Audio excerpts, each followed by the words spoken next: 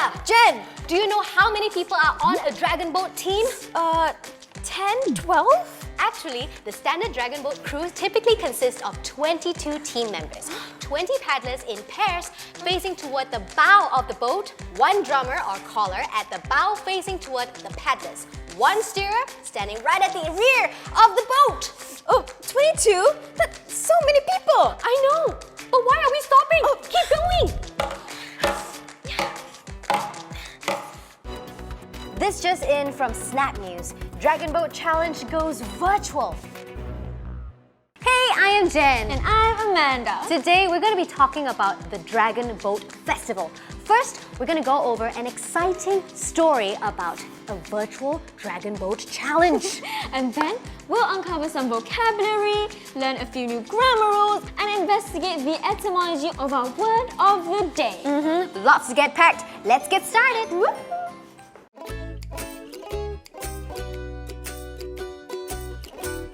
With races for the Dragon Boat Festival cancelled due to the COVID-19 pandemic, paddlers competed virtually from the comfort of their own homes. The Virtual Dragon Boat Challenge 2020 is a charity event organized by Dragon Boat Innovate. At the event, 6 member teams competed in a series of physical tasks and mental challenges online. Proceeds from the event went to the Waterways Watch Society, an environmental organization that supports conservation and sustainability efforts for Singapore's waterways. 32-year-old Jason Chan, founder and business director of Dragon Boat Innovate, said that during the COVID-19 lockdown, he felt that many people were feeling unmotivated and his team's morale was low. So as a leader, Jason felt he had to find ways to keep his peers motivated by playing team building games online. He realized that it helped his team strengthen their morale and thought it could also benefit the community. And registration for the Virtual Dragon Boat Challenge was also held online. Teams had to sign up before the deadline and pay a fee of $10 per person. In addition to putting their dragon boat racing knowledge to the test, participants pitted themselves against others in exercise-related activities. A mass challenge at the end of the contest saw participants paddling together virtually. Virtually? Virtually. That was virtually the best story I've heard all week. Virtually? Virtually.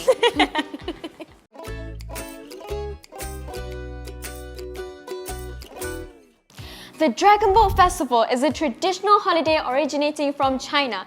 It occurs near the summer solstice. And nowadays, the Dragon Boat Festival occurs on the 5th day of the 5th month of the traditional Chinese calendar and varies from year to year on the Gregorian calendar.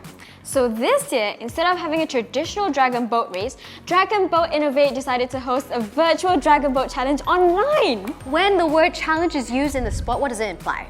Well, it implies when you want to attempt to win a contest or a championship. That is right. So participants in this challenge competed in physical exercises as well as a racing rules quiz. Jen, what is a participant?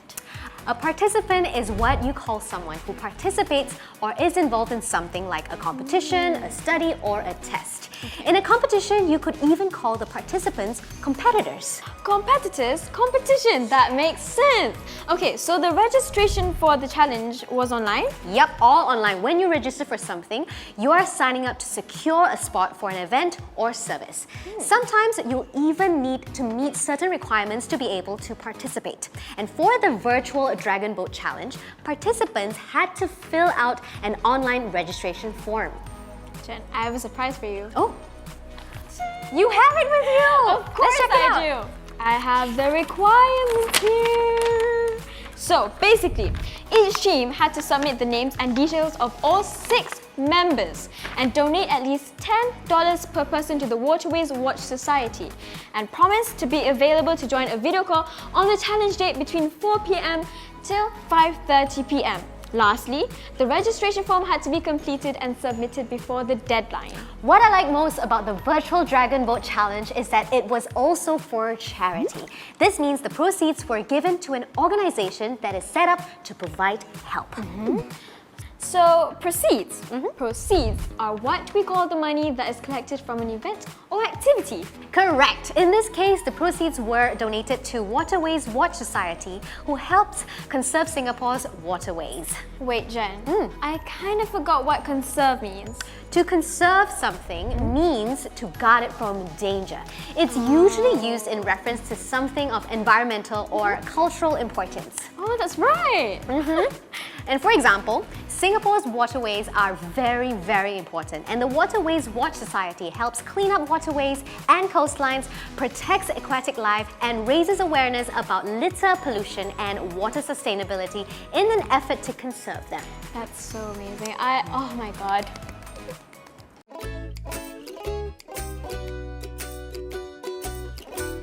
Figuring out how to use numerals or numbers when using English can be very tricky. When do you use words and when do you use figures? To be honest, not everyone agrees on when to use words and when to use figures. Luckily, there are several guidelines that can help us out. The University of Oxford Style Guide suggests spelling out words for numbers from 1 to 10 and using figures for numbers above 10. However, if there are multiple numbers in a text, some above 10 and some below, using figures throughout the text allows your readers to compare numbers easily. So what about for large numbers such as multiple millions or billions? You can actually use a combination of figures and words. Oh, okay. So what if your sentence begins with a number? What about that? Most sources recommend writing it out in words. However, if the number is ridiculously long, when you write it out, you should rephrase the sentence and use figures instead.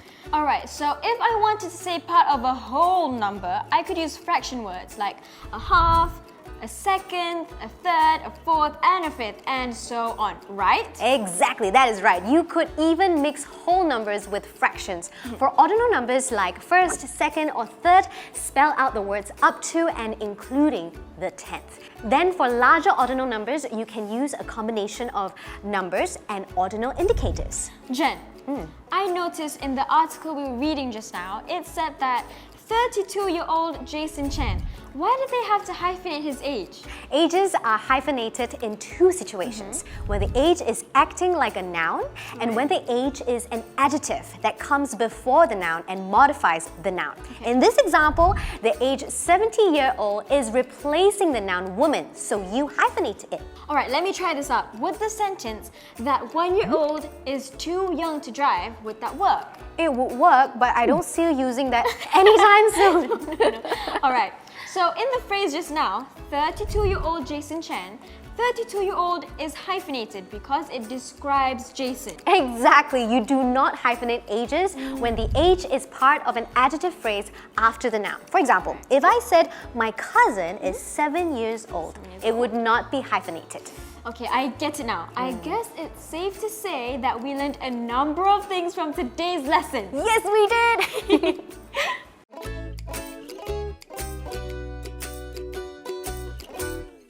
Jen, our word of the day is festival. A festival is a day or period of time that is celebrated by a community on a regular basis. Some festivals are even observed with national holidays, so that everyone has time off to celebrate.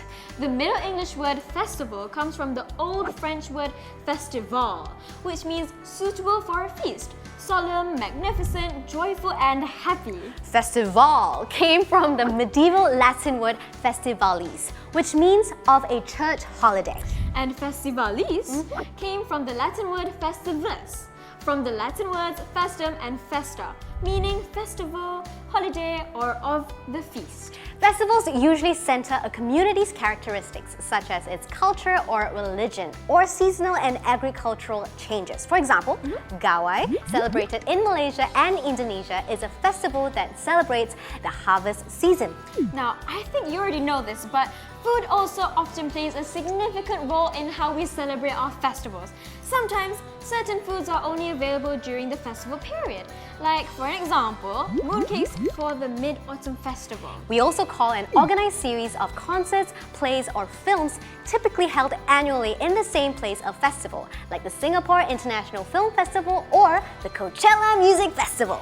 But Jen, either way, festivals are lots and lots and lots of fun. They sure are, but I don't mean to be a party pooper. I would think it's time for our review. Oh, you're right. Let's do it.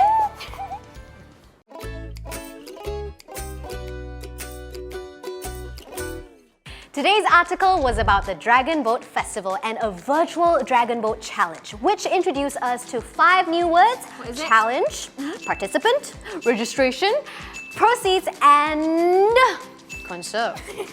In our grammar lesson, we broke down a number of rules, including when to use words and when to use figures when writing with numerals. And we also cracked the code on when to hyphenate an age. And let's not forget our word of the day. Festival! That's all for today. Thank you so much for joining us. We'll see you next time with a new piece of Snap News!